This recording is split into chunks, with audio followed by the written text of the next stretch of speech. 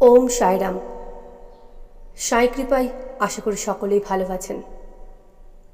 জ্যোতিষী নয়, বাবার কথাই সর্বোপরি, বাবার কথাই শেষ কথা। কিভাবে? আসুন এ প্রসঙ্গে তেন্ডুলকর পিতাপুত্রের গল্পটি আপনাদের শোনাই। অংশটি শ্রী সাই সচ্চরিত্র থেকে নেওয়া। বম্বের কাছে বান্দ্রাতে এক তেন্ডুলকর পরিবারের প্রত্যেকটি সদস্য বাবার পরম ভক্ত ছিল।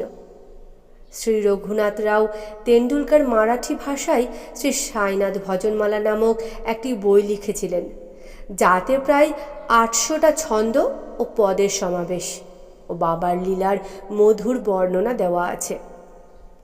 এইটি বাবার ভক্তদের পড়ার যোগ্য বই।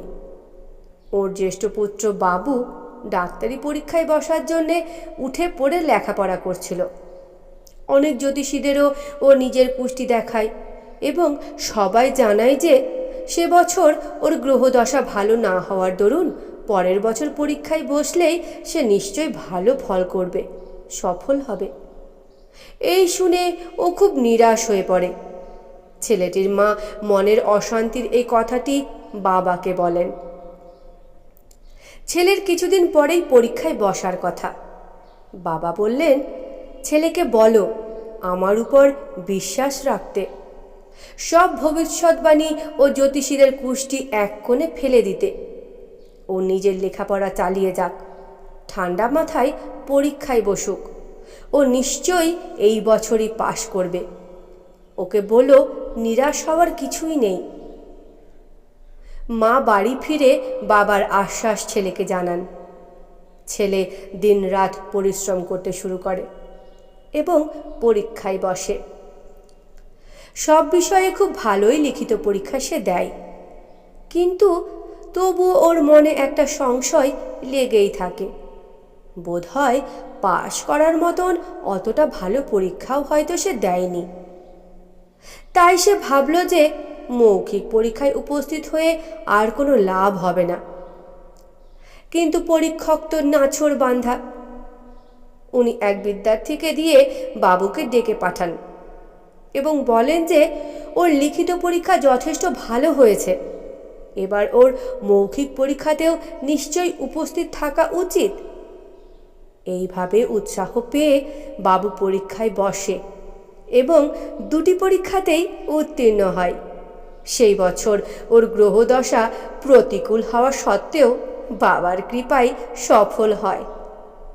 এখানে শুধু এই কথাই মনে রাখা উচিত যে কষ্ট এবং সংশয়ের উৎপত্তি শেষে দৃঢ় বিশ্বাসে পরিণত হয়।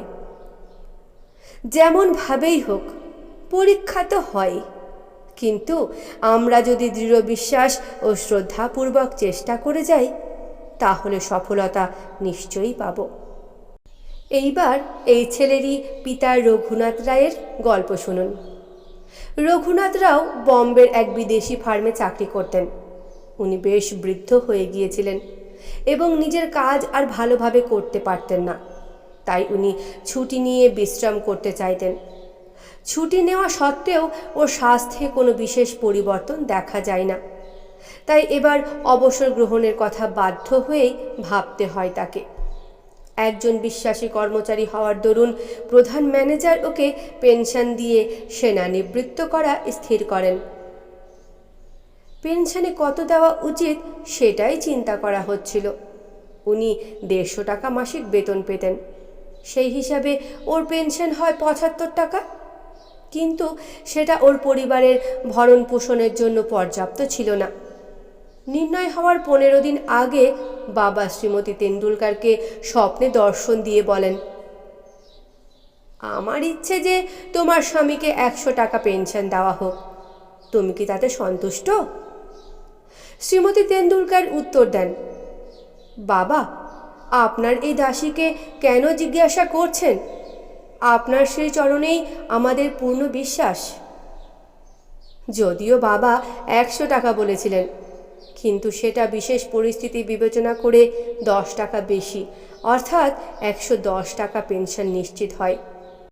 বাবার নিজের ভক্তদের প্রতি ছিল অসীম স্নেহ ও ভালোবাসা। যে স্নেহ ও ভালোবাসা পারে সমস্ত কিছুর ঊর্ধ্বে যেতে, সমস্ত জ্যোতিষীকে, সমস্ত কপালের লেখনকে এক মুহূর্তে পারে খণ্ডন করতে, সমস্ত না পাওয়াকে পারে পাওয়ায় পরিণত করতে, সমস্ত অসম্ভবকে পারে সম্ভবে পরিণত করতে। ওম সাই রাম।